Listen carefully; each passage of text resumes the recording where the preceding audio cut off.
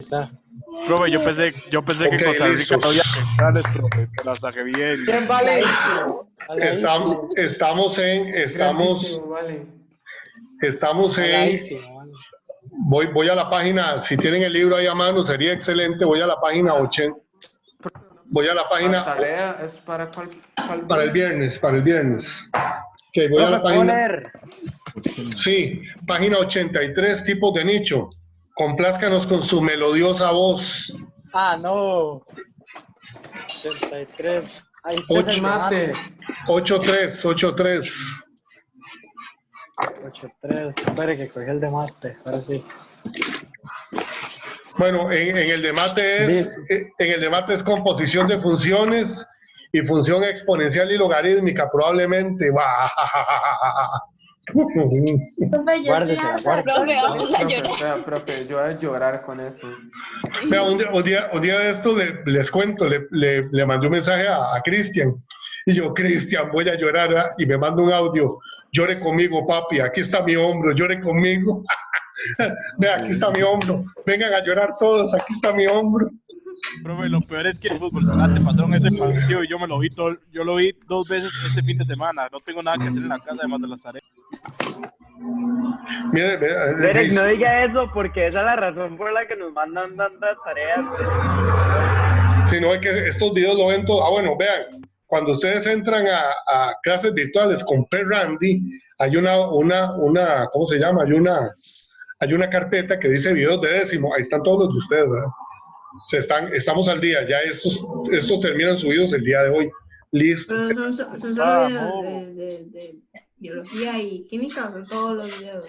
No, biología y química. No, ese canal Profe, es mío. me lo podía mandar en el grupo otra vez el canal. Porque... Ok, ahora lo mando, Arthur. ¿Qué dicha que me dijiste? Sí, está bien. Gracias, profe. Entonces, Ok, ¿quieren Feli. que los deleite o no? Hey, Feli, deleítenos, por favor. Ok. Página 83. 83. Pero ¿cuándo leemos la 81 y la 80? Es que eso era para la tarea, pero ahí salimos con tipos de nichos y ya salimos. Bueno, no. Entonces, voy. Vamos a hacer un... pero... Tarea para viernes, Pues ya lo habíamos leído. Sí. Pero factores ambientales que describen los hábitats, eso es muy sencillo, pues son 4 factores Profe, ¿cuál es la tarea? propiamente dicho. Esa está... Sí, está en Es ver un Campus. video y hacer las páginas 88-91. Exactamente, Ok, listo. muchas gracias. Entonces, Profe, espere, antes de que comience, ¿cómo ve la barba? Uf. Ve. ve la mía. Cristo. Ah, no. Sí, así que ser como Arthur Morgan, man. Excelente. Toma, le echan para la casa, Felipe. Entonces, ¿leo nicho o no leo nicho? Léame el ¿Cómo nicho. va la mía? Excelente también, Bien qué manera. lampiña. ¿Qué están viendo? Feli, 3.3. Dale. Ok. Se conocen 2 tipos de nicho ecológico, nicho fundamental y nicho efectivo. El nicho fundamental es el rango completo de condiciones en el que el organismo puede vivir y reproducirse. Sin embargo, siempre existe alguna especie que comparte con otra especie algún recurso limitado, nichos solapados. Y esto lleva a la competencia interespecífica, que restringe a una de las especies y la obliga a no ocupar todo su nicho. Por ejemplo, se puede hacer la siguiente pregunta. ¿Podrían vivir los leones africanos en las selvas tropicales de Costa Rica? ¿Es posible plantear alguna hipótesis al respecto? Los leones viven en manadas y requieren de grandes cantidades de comidas para sobrevivir, por lo que aunque la temperatura, la disponibilidad de agua y el refugio lo permita, hay una gran cantidad de variables que hacen que los leones no vivan en forma salvaje en Costa Rica. De esta forma, el nicho fundamental muestra un puede ser si se dieran las condiciones adecuadas. De esta forma es factible que otras especies como el manigordo u otros felinos que viven en solitario puedan vivir aquí, ya que cazan en solitario y la disponibilidad de alimentos les permite vivir en ese hábitat. ¿Cómo lo vio? ¿Sigo? Sí, sigo ya. Que el nicho efectivo es la parte del nicho ecológico que la especie ocupa efectivamente en presencia de especies competidoras. Esto no quiere decir que siempre que los nichos se solapen exista competencia. La competencia la determina la disponibilidad del recurso compartido. Por otra parte, si la competencia interespecífica se reduce, la especie puede comenzar a explorar áreas de su nicho a las que antes no podía acceder. Entonces empieza a ampliar su nicho efectivo.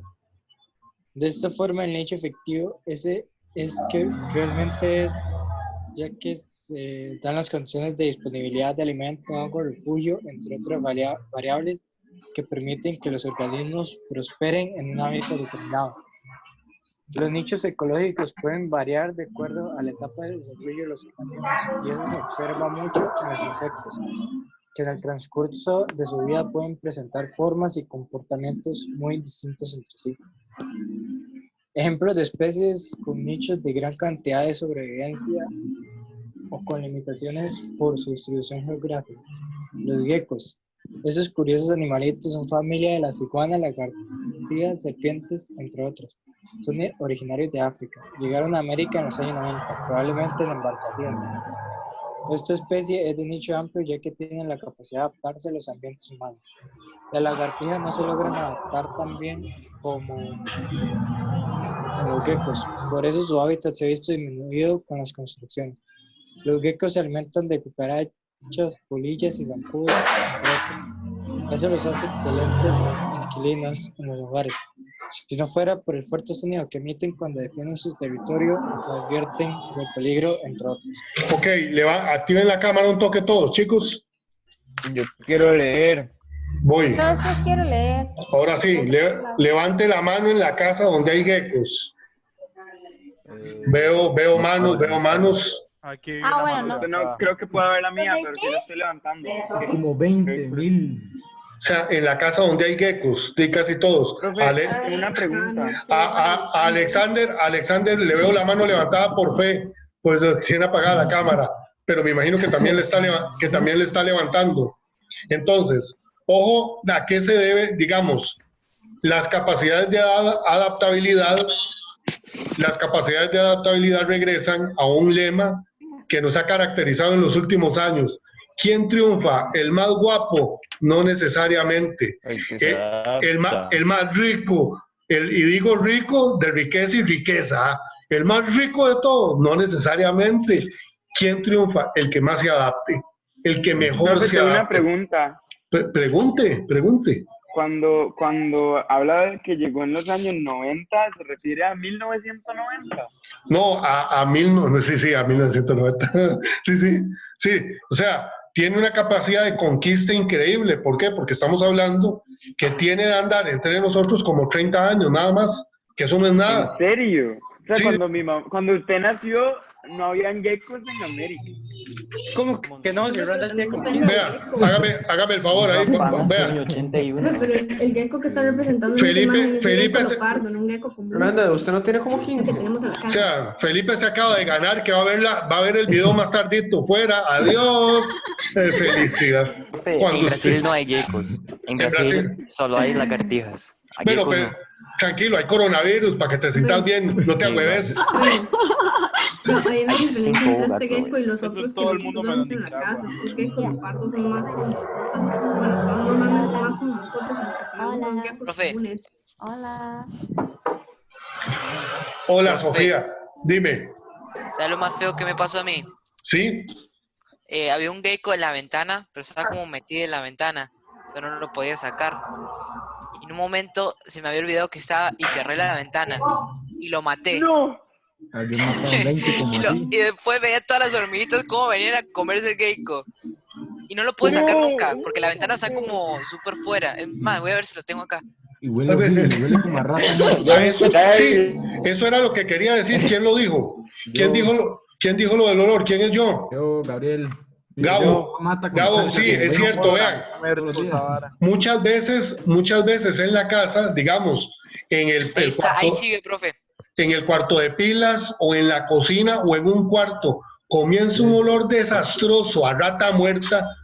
Nada más es de revisar bien. Al rato es un gecko. Huelen pationcísimo. Qué animal más hediondo, por amor a Dios. O sea, huele feísimo. Huele horrible. Ok, Profe, ¿usted Ok. sabe qué yo hice una vez en mi vida? sí. Yo pasé con una bicicleta encima de una lagartija. Y después, ¿sabe qué yo hice con ella? Me la ¿Qué? comí, ¿no? Yo saqué un Profe. cuchillo de la cocina y cerré y abrí la lagartija en dos para ver qué tenía dentro. Profe, yo una vez adopté una... Yo hice una Basta, clase ya anatómica con la basta, lagartija, amigos, bro. por favor, Y eso después no es- ustedes dicen que no se puede abrir Profe, gente en yo el un día colegio. adopté una rata de La campo. anatomía. Pero las ratas de campo, hay unos ratones de campo que son de este tamaño, ratones No, de eran montaña. así. Ah, Era no, una no, no. rata. Los ratones de montaña Rata. parecen canguros, ¿no los han visto? Son chiquititicos. Como Sí, cafés o son... algo así. A mí Son era una rata que pequeños. se llamaba Carmen. Las manos son pequeñas, digamos, las patas delanteras. Y exactamente, y van brincando como un cangurito, son de los más bonitos. En el Profe. castillo, ¿Sabe qué? en el castillo y en el Monte de la Cruz, ahí para cuando hagamos un paseo otra vez, ahí hay un montón. Entonces es cuestión de ir a buscarlos, pero si uno encuentra la madriguera, es un vacilón, porque salen corriendo para todos lados, es un vacilón. Profe, Ok, Profe. dime, Profe, Derek primero y luego Sofía. Vale, yo con los no, geckos, es una anécdota. yo también es una anécdota, yo con los geckos tengo una bonita historia con los geckos y una tarea. Dejé mi cuaderno donde tenía, creo que era una tarea suya de química, el año pasado, lo dejé aquí, me fui a clase de Vale, catecismo, vea. cuando regresé los geckos dejaron sus necesidades corporales en mi Vea. tarea. Vea. Ahora sí, Y profe. el bonito recuerdo. Sofía, para Que continuar. Feliz. yo un día adopté una Toda la serpiente, colección. pero al final la tuvimos que dar. Una serpiente, se llamaba Sí. Movediza, era una ratonera. Vea, profe. Muy linda. Nosotros adoptamos una falsa coral por 15 días.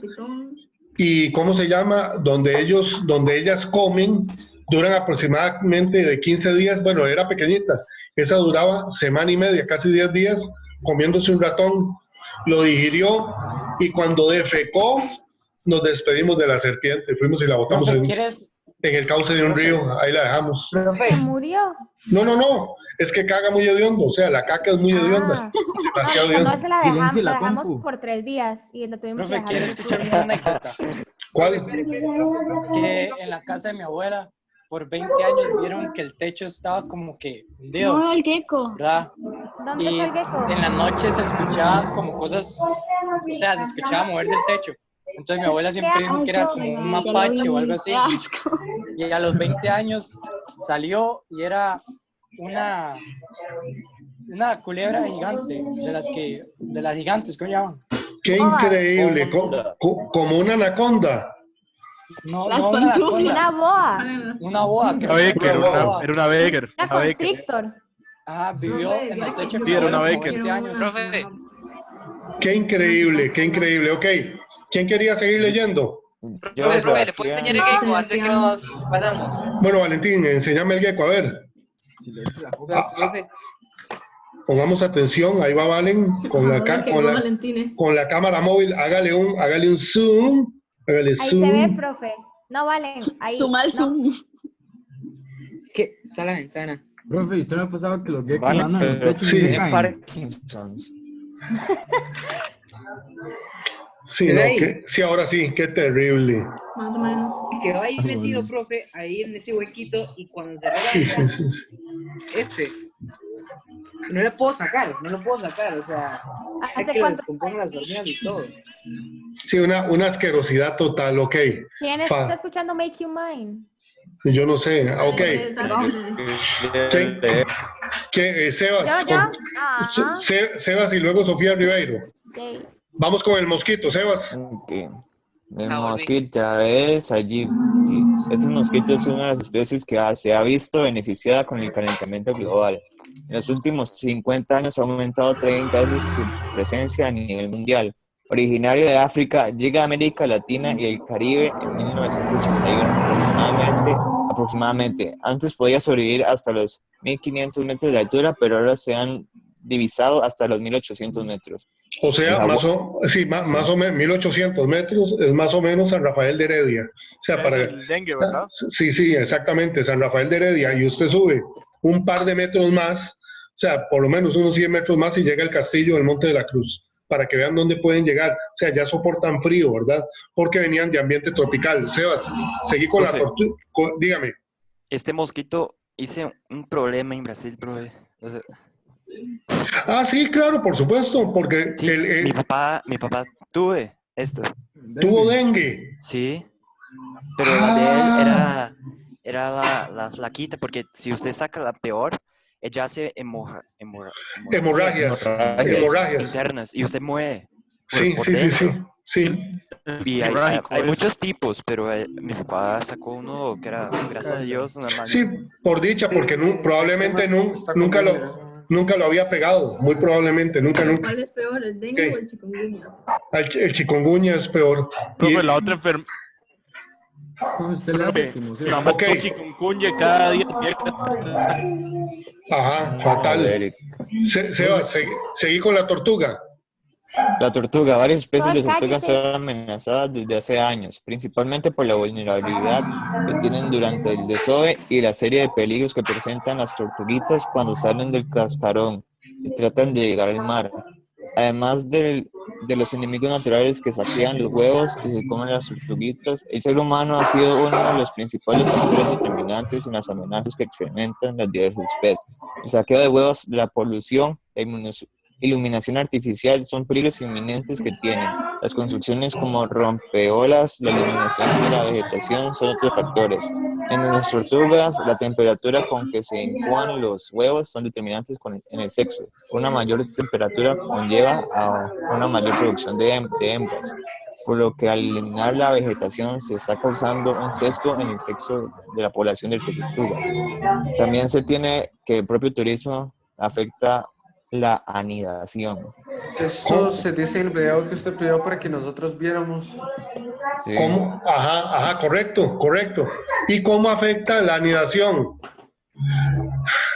Es típico de los lugares costeros que uno llegue y hay gente que anda vendiendo ambulante y te ofrecen, o sea, mi hermano, para un campeón, quiere caldo de tortuga o le vende huevos de tortuga y se lo huevos de tortuga con un poquito de salsa de tomate y con chile, con sangría o con sangrita, le dicen.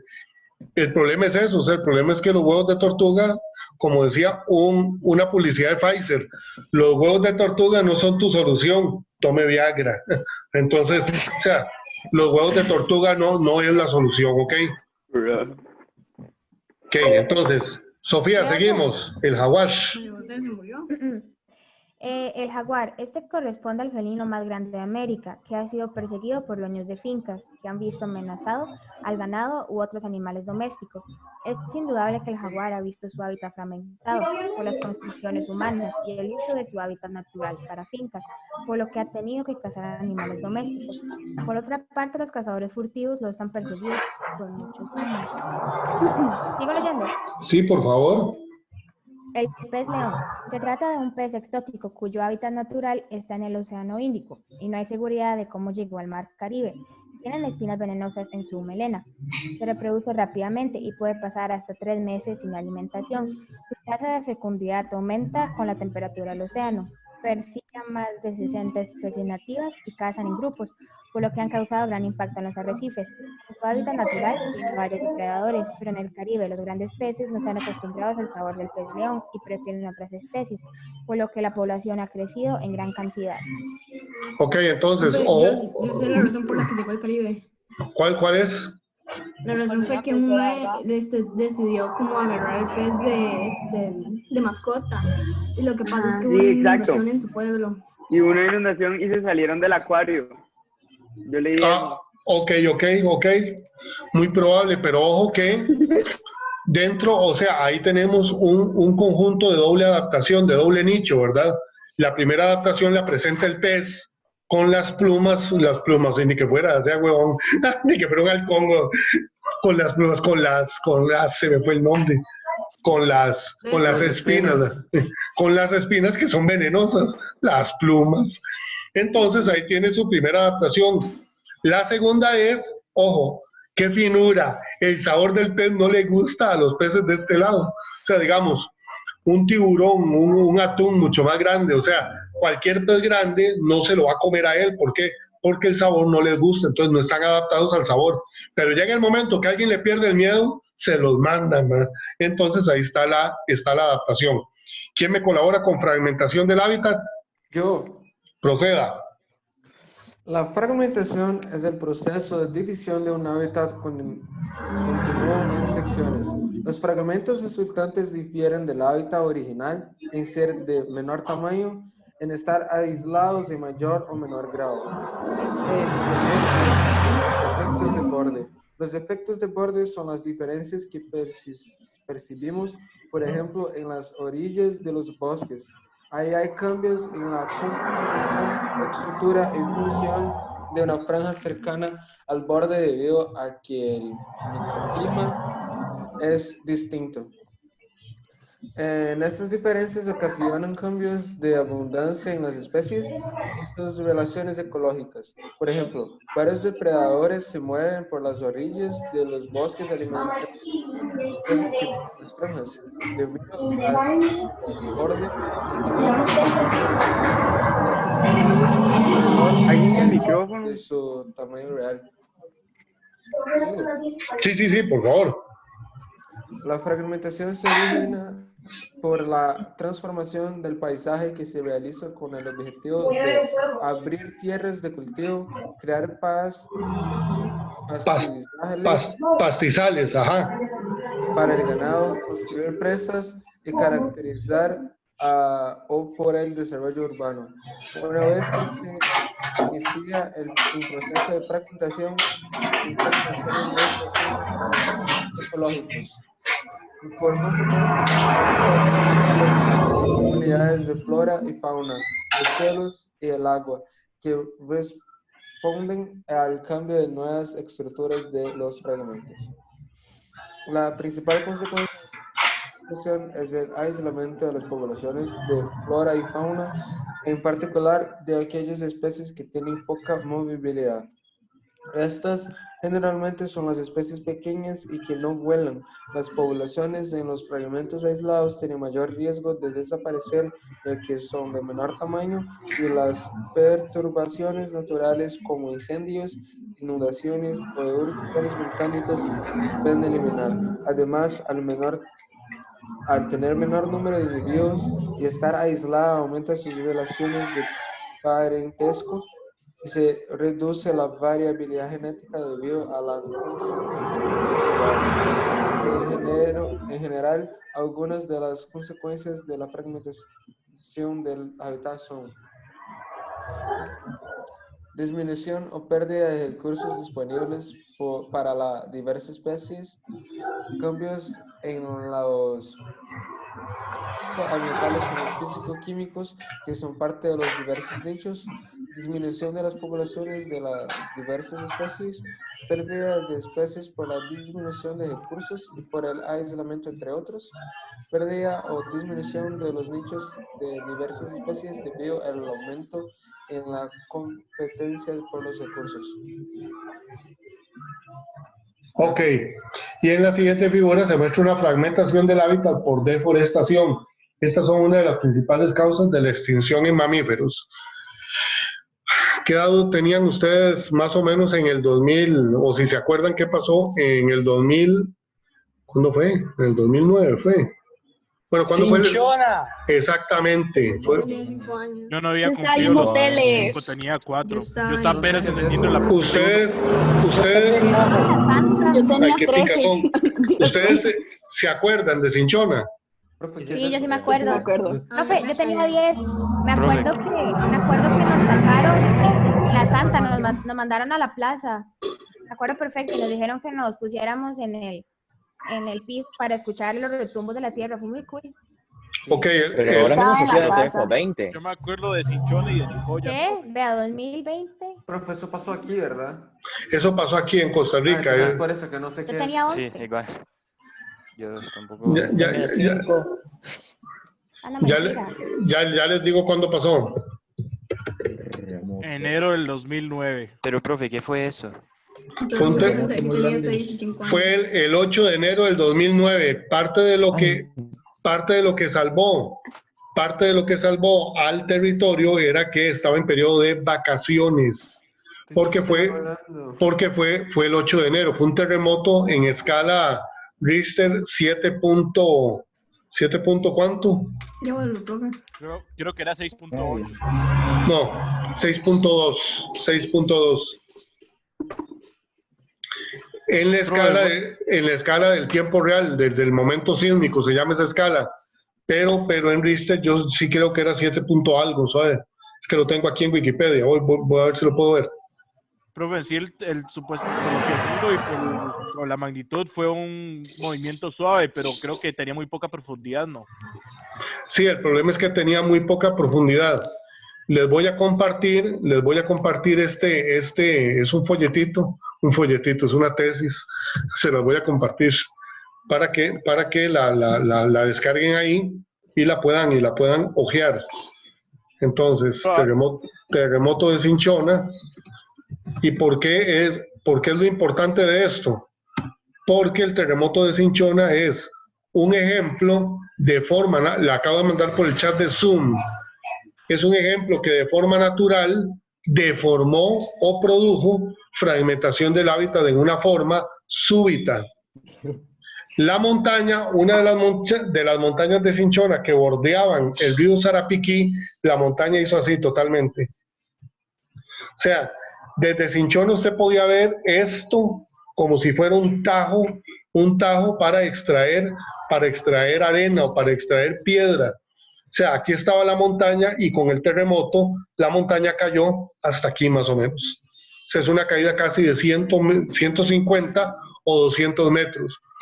Y eso cuando uno iba ahí a la antigua Cinchona para una guía, bueno, yo fui para una guía universitaria, tomamos fotos porque ahí ¿cómo se llama? Se veía la partición de la montaña. Eso es lo que se llama fragmentación del hábitat. El problema ahí, digamos, hubo gente que la lograron rescatar hasta 5 días después porque quedó totalmente aislada. Entonces, ese aislamiento es a lo que se refiere cuando, ojo, por motivos naturales es mucho más violento, pero el hombre lo pasa haciendo, o sea, motivos antrópicos o de forma artificial, el hombre lo pasa haciendo todos los días, construyendo antrópicos que los producimos nosotros, el hombre, antro de hombre.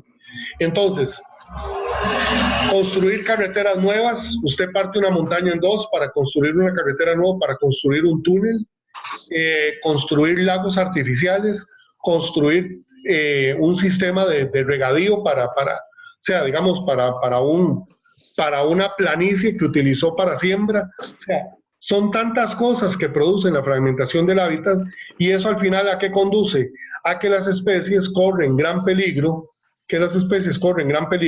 con respecto a su continuidad.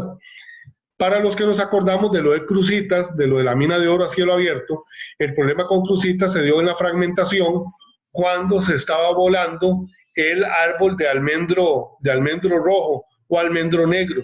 ¿Por qué? Porque es el árbol que ocupaba la lapa roja para poder vivir ahí. Entonces el problema era que donde usted le cortaba esos árboles, la lapa ya no tenía, o sea, su hábitat se vio totalmente modificado y ya no tenía un lugar donde vivir. Entonces tenía que migrar para ir a buscar a otro lado donde había árboles de ese tipo de almendro, que es el único que ella utiliza para poder hacer sus nidos o para poder establecerse. O sea, a ese nivel, la lapa verde, perdón, gracias, que ese es el nivel de afectación. ¿Okay? La lapa verde también está ahí en el video, ¿no? Sí. Sí, hablan de ella. Sí se menciona. Chicos, si quiere, active la cámara para pasar lista. Profesor, ¿qué está pasando hoy en día? ¿Qué está pasando? Es la Tierra que activó su sistema inmunológico de una vez porque se cansó de nosotros. Correcto, eso dicen las malas lenguas. Sí, se cansó de nosotros, nos quiere matar. O los Illuminatis, cualquiera. Como otras maneras de decir lo que está pasando. Marijo, ¿por qué siempre son los Illuminatis para usted? O sea, usted está demasiado pandoriana estos últimos días. Es Cindy, demasiado. me metió todo He eso visto en la cabeza. mucho Cindy estos últimos días. ¿Cómo es eso? Demasiado pandoriana, qué bueno. Es que... No, marijo. Deje de juntarse con este tipo de gente. Demasiado pandoriana, qué lindo. Ok, entonces, al final, ¿qué importancia? ¿Qué es lo que queda ahí, digamos, del último parrafito? Al final, ¿qué importancia? Madre, como esto no se ha cortado, ha durado casi la hora, qué increíble. Falta 1 minuto y medio. Sí. Bueno, falta 1 minuto 30. Entonces, al final, ¿qué es lo que, digamos, en qué debemos velar nosotros o cuál es la importancia de la conservación de los hábitats? Precisamente eso, o sea, un minuto. Tenemos la cuestión de la conservación de, ¿cómo se llama?, de los territorios, pero más que eso, más que la conservación del territorio, es también la conservación de especies de fauna, principalmente flora, porque flora va a ser quien conserve a todos los demás, pero también la conservación a nivel de fauna ecológica. Entonces ahí es donde tenemos como los dos grandes pilares de lo que implica la conservación del hábitat. Si se corta, nada más nos volvemos a meter un toquecito, ya como para despedirnos, ya se va a cortar, 3, 2, 1, adiós, nos volvemos a meter.